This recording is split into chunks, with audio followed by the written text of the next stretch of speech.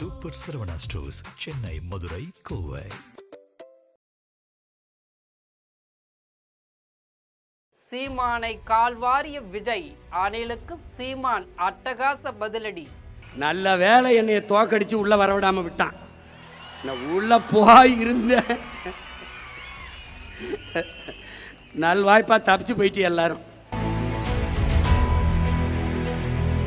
இனி அரசியலில் காணாமல் போகும் சீமான். சீமானின் அடுத்த நகர்வுகள் என்ன?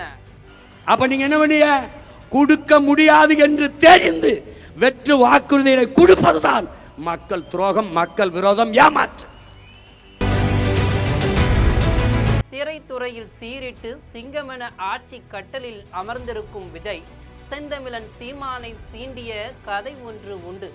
அதை பற்றி விறுவிறுப்பான செய்திகளை நம் ஜெம் தொலைக்காட்சி வாயிலாக விரிவாக பார்க்கலாம்.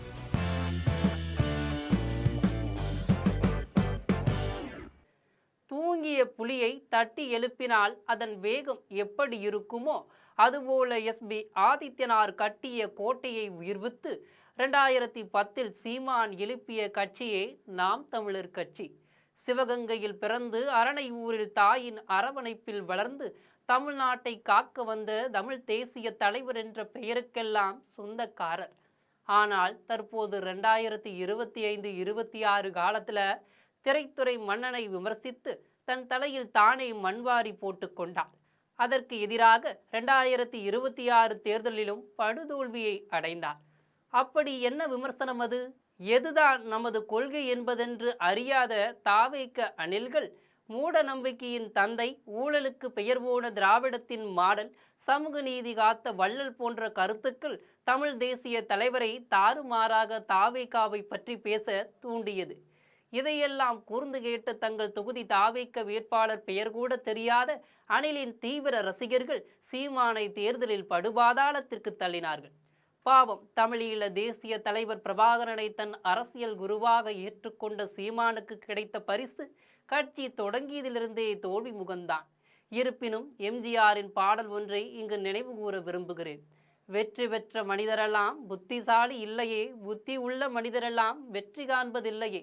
அதுபோலத்தான் அரசியலில் இந்த இரு துருவ நட்சத்திரங்களும். இதற்கிடையில் அமாவாசை பௌர்ணமி போல் திமுக தாவிக்க மோதல் வேறு. ஒரு முறையாவது வெற்றி பெற்று சட்டசபைக்குள் நுழைந்துவிட மாட்டோமா என்று ஏங்கிக் கொண்டிருக்கும் சீமான் தான் போட்டியிட்டு தன் சொந்த தொகுதியான காரைக்குடியில் முகமறியாத தாவேக்க வேட்பாளரால் கால்வாரப்பட்டார். இப்படி 16 வருடங்களாக தோல்வியை மட்டுமே சந்தித்திருக்கும் சீமானை அரசியல் நேற்று முளைத்த காளான் இன்று ஆட்சி பீடத்தில் அமர்ந்திருப்பதைக் கண்டு அதிர்ச்சி விட்டிருக்கிறார்கள் அரசியல் விமர்சகர்கள். கத்தினார் கத்தினார், காலமெல்லாம் கத்தினார். அவரின் கூக்குரல் சிலரை மட்டுமே தட்டி எழுப்பியிருக்கிறது.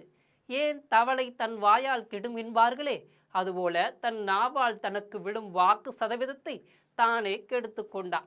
இவரது கொள்கைகள் என்னமோ போற்றக்கூடியதுதான்.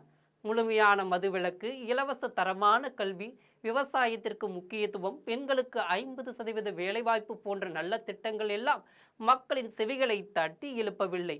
இதில் ஒரு வேடிக்கையான விஷயம் என்றால், கள் குடிப்பதை இவர் தவறில்லை என்பார். கள் என்பது என்ன, இளநீரா? இளைஞரை அடிமையாக்கும் ஒரு போதைப் பொருள்தானே? உடனே சொல்வார்கள், அளவுக்கு மீறினால் அமிர்தமும் நஞ்சு, அளவோடு எடுத்துக்கொண்டால் அதுவும் பயனுள்ளதே என்பார்கள் கல் மதுபிரியர்கள். இதோடு இந்துக்கள் புனிதமாக வணங்கும் தெய்வத்தை இறைச்சியாய் உண்டேன் என்று தன் நாவால் சுவைத்து சொல்கிறார். இதையெல்லாம் ஒரு வகையில் இவரின் பேச்சுக்கும் வீழ்ச்சிக்கும் முக்கிய காரணம். முக்கியமானவை ஒன்று உண்டு. ஒரு ஆண் நாட்டை ஆள்வதும் பெண்ணாலே, வீழ்வதும் பெண்ணாலே. இதுவும் இவரது நன்மதிப்பை குறைத்தது என்றே சொல்லலாம்.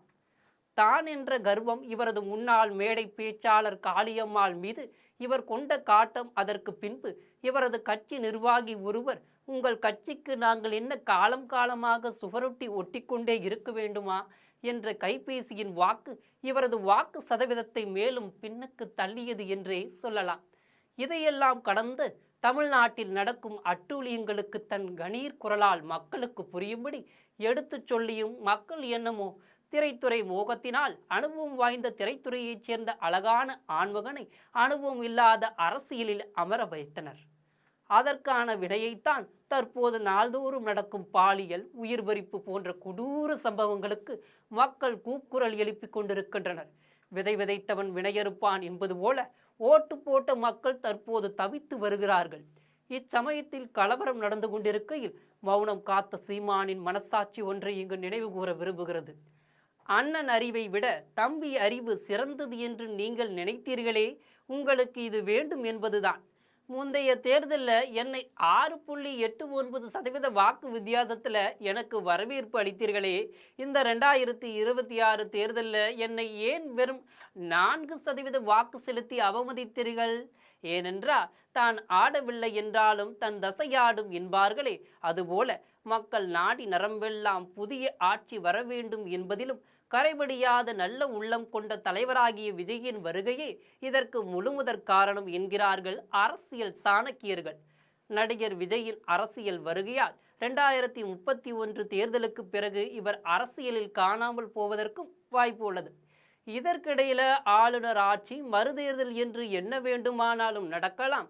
காரணம், தற்போதைய ஆட்சியின் நிலைப்பாடு அவ்வாறு இருக்கிறது என்று தாய்க்கழகம் திமுகவும் அதிலிருந்து பிரிந்து உடன்கழகமான அதிமுகவும் மார்தட்டி கொண்டிருக்கிறார்கள். ஆலமரம் கூடத்தான் தனித்து நிற்கிறது, அதற்காக அதில் என்ன கிளைகள் இல்லை என்றா சொல்ல முடியும்? அதுபோல நின்றால் தனித்து தான் போட்டியிடுவேன் என்று வெட்டி வீராப்பு பேசாமல் அடுத்த தேர்தலையாவது கூட்டணி வைப்பாரா என்று கட்சி திரள் நிதியில் வளர்ந்து கொண்டிருக்கும் உங்களுக்கு உங்கள் கட்சி தொண்டர்கள் வைக்கும் கோரிக்கையாக உள்ளது. ஆக பொறுத்திருந்து பார்ப்போம் சீமானின் அடுத்த நகர்வுகளை பற்றி. இதுபோன்ற கூர்ந்து கவனிக்க வேண்டிய செய்திகளை உடனுக்குடன் தெரிந்து கொள்ள ஜெம் தொலைக்காட்சியுடன் தொடர்ந்து இணைப்பில் இருங்கள். மேலும் இது பற்றி உங்கள் கருத்துக்களை கமெண்டில் பதிவு செய்யவும். நன்றி, வணக்கம்.